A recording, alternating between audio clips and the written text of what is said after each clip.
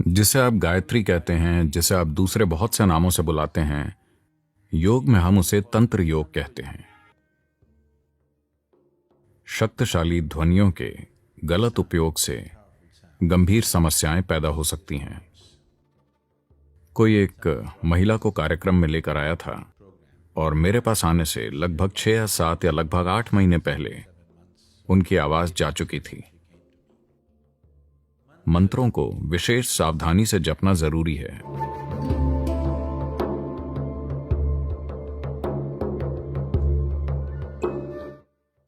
गायत्री एक शक्तिशाली प्रक्रिया है। उसकी प्रकृति बहुत अलग है। ये कोई ऐसी चीज नहीं है जो पूरी तरह व्यक्ति की भीतरी या आध्यात्मिक उन्नति या उस आयाम की ओर केंद्रित हो। इसमें विभिन्न चीजें शामिल हैं। इसलिए आमतौर पर यह हर गृहस्थ को सिखाया जाता था ताकि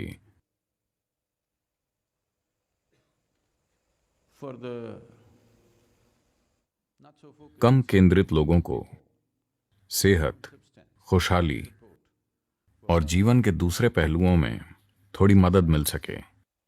तो गायत्री मंत्र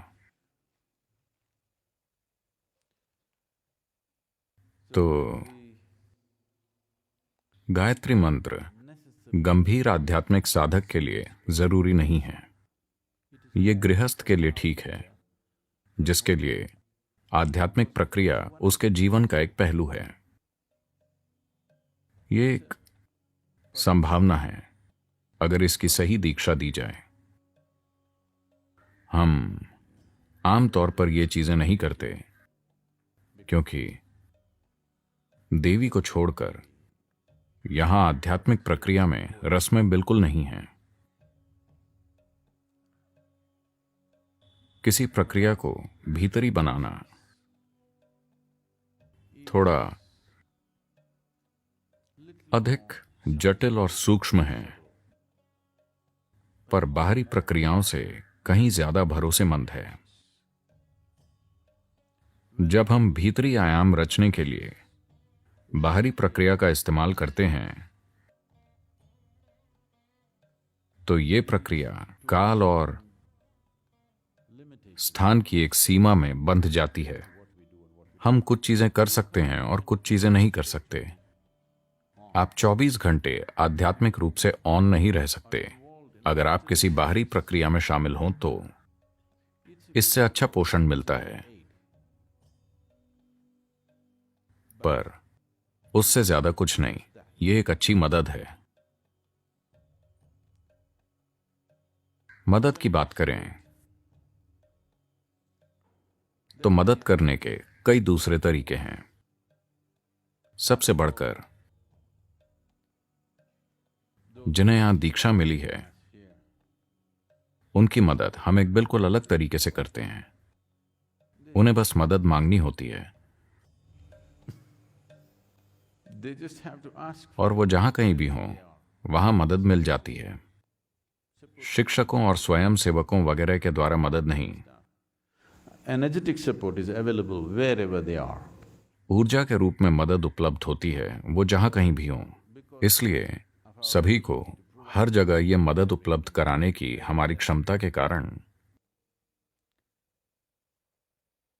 हमने मदद की रस्में स्थापित नहीं की। ये मंत्र उन सबसे लोकप्रिय चीजों में से एक है जिन्हें लंबे समय से देश में किया जा रहा है। लंबे समय से मतलब है खास तौर पर पिछले 4000 सालों में। मुझे लगता है आदि शंकर के बाद से उन्होंने इसे बहुत ज्यादा प्रचलित किया, क्योंकि जब वो आए तो आम आबादी का एक तरह से पतन हो चुका था। इसलिए वो कुछ ऐसा सिखाना चाहते थे जो सभी के लिए हो। जैसे आज हम ईशा क्रिया सिखा रहे हैं सभी के लिए। गायत्री मंत्र एक ऐसी प्रक्रिया है जिसमें कई चीजें शामिल हैं और इसकी प्रकृति ऐसी है कि मैं ये नहीं कह रहा कि आज ये महत्वपूर्ण नहीं है, यह हमेशा महत्वपूर्ण रहेगा, पर सामाजिक और इसकी बनावट की दृष्टि से यह आधुनिक जीवन में उतना फिट नहीं, क्योंकि इसे सच्चाई बनाने के लिए कई चीजें जरूरी हैं। आज के संसार में,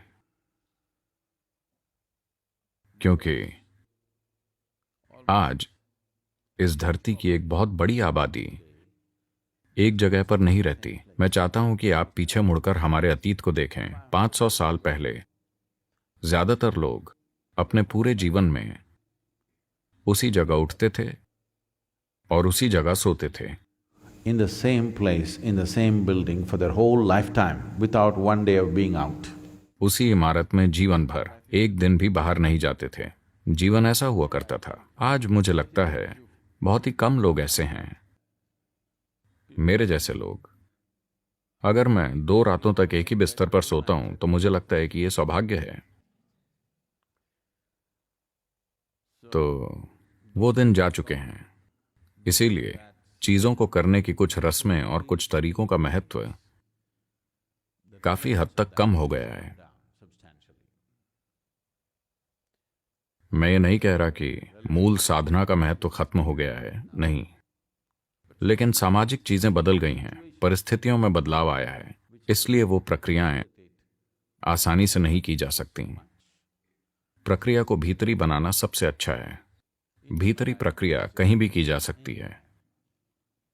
वो इस पर आधारित नहीं है कि हम कैसी परिस्थिति में हैं, कैसे लोगों के साथ हैं, इससे कोई फर्क नहीं पड़ता। तो योग 100% भीतरी है।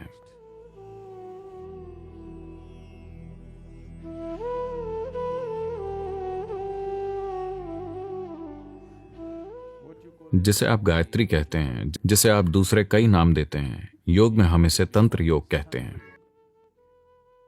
आज तंत्र बहुत अजीब तरीकों से प्रकट हो रहा है, खास तौर से पश्चिमी देशों में। और लोग सोचते हैं अगर कोई तंत्र शब्द कहे तो वो बेलगाम मेलजोल के बारे में सोचने लगते हैं। नहीं, तंत्र का सीधा मतलब है तकनीक। कई तरह के तंत्र होते हैं। अगर आप ऐसी तकनीक का उपयोग करते हैं जिसमें बाहरी पदार्थ शामिल है तो उसे तंत्र कहते हैं। अगर आप ऐसी तकनीक का उपयोग करते हैं जिसमें कोई बाहरी पदार्थ शामिल नहीं है, अगर वो पूरी तरह भीतरी है, तो हम उसे योग कहते हैं। अगर आप तांत्रिक प्रक्रियाएं रचना चाहते हैं, अभी देवी मंदिर में एक आरती हो रही है, ये एक तरह का तंत्र है।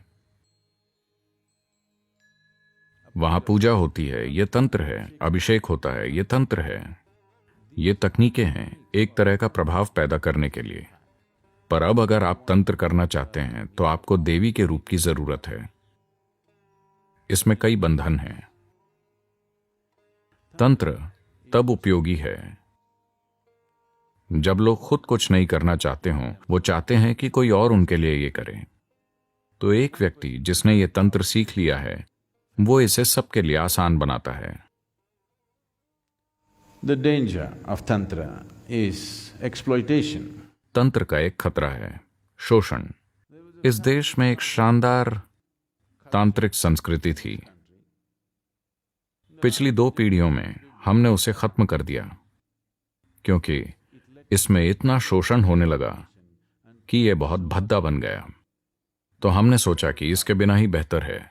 इसलिए पिछली 2 पीढ़ियों ने जीवन से रीति रिवाज हटा दिए, क्योंकि उनसे शोषण हो रहा था।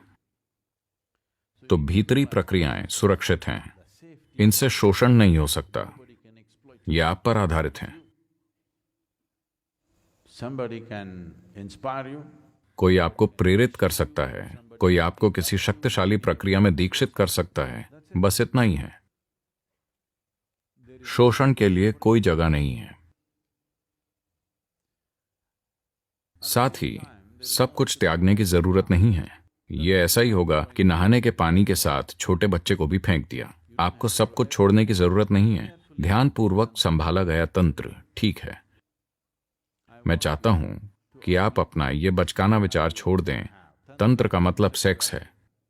नहीं, इसका कामुकता से कोई लेना देना नहीं है। इसमें चीजें करने के लिए बाहरी साधनों या उपायों का उपयोग किया जाता है, क्योंकि दोनों योगी और तांत्रिक वैज्ञानिकों जैसे होते हैं। वो ये देखते हैं कि कोई चीज काम कैसे करेगी। शायद वो किसी खास समाज या इतिहास के किसी खास समय के नैतिक मूल्यों में फिट ना हो। उसी कारण शायद उन्हें ये लेबल मिला, उसी वजह से उन्हें ये लेबल मिला, वरना इसका कामुकता से कोई लेना देना नहीं है। इसमें खुशहाली के लिए बाहरी सामग्री का उपयोग करना सीखा जाता है, सिर्फ आपकी खुशहाली नहीं बल्कि कई लोगों की खुशहाली। तो गायत्री मंत्र उसी आयाम से संबंधित है। इसमें कुछ गलत नहीं है, बस आज ये उतना उपयोगी नहीं है।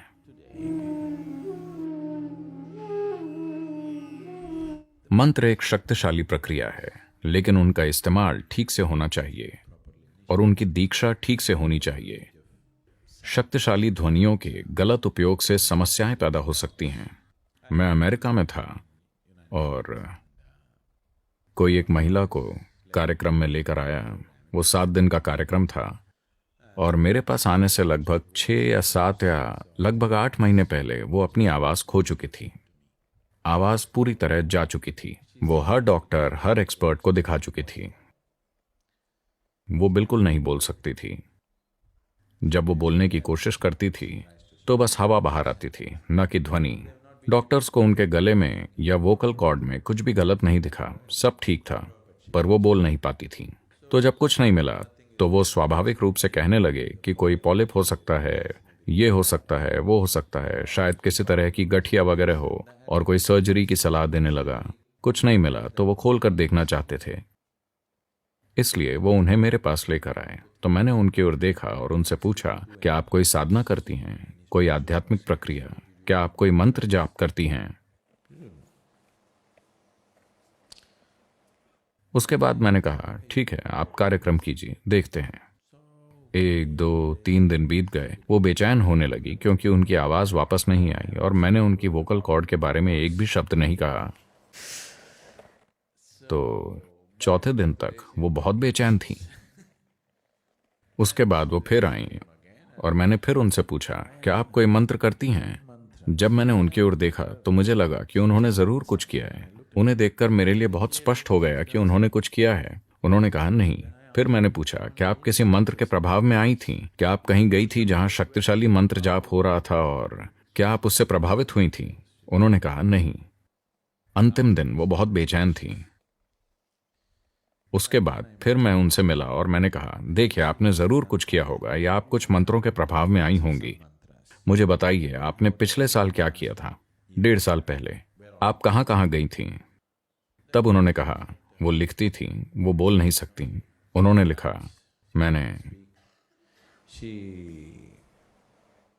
गायत्री जाप किया था।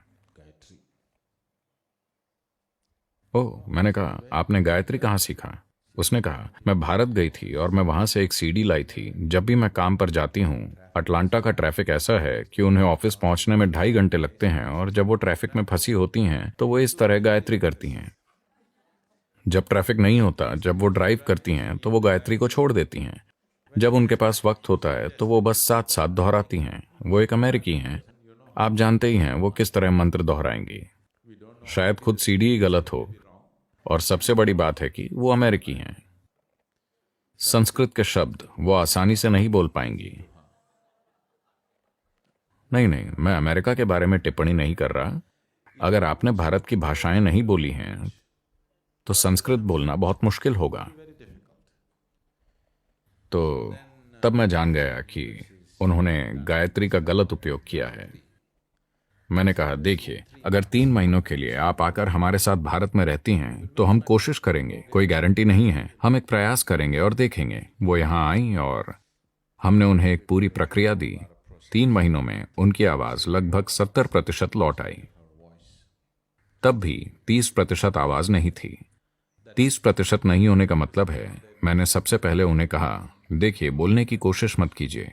दिन में आप ज्यादा से ज्यादा 1 घंटा बोल सकती हैं, बाकी समय मत बोलना। धीरे धीरे वो ठीक हो गईं।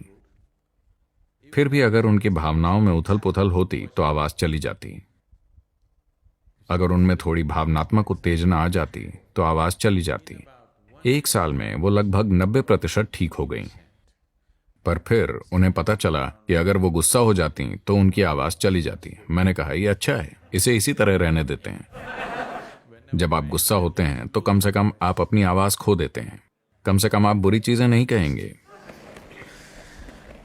तो लगभग 3-3.5 साल के बाद वो लगभग 100% ठीक हो गईं। बस कभी कभी आवाज चली जाती थी, लेकिन वो 3-3.5 साल की साधना से लगभग 99% ठीक हो गई थीं। तो मंत्रों का जाप खास सावधानी, सही निर्देशों और मार्गदर्शन के साथ करना चाहिए।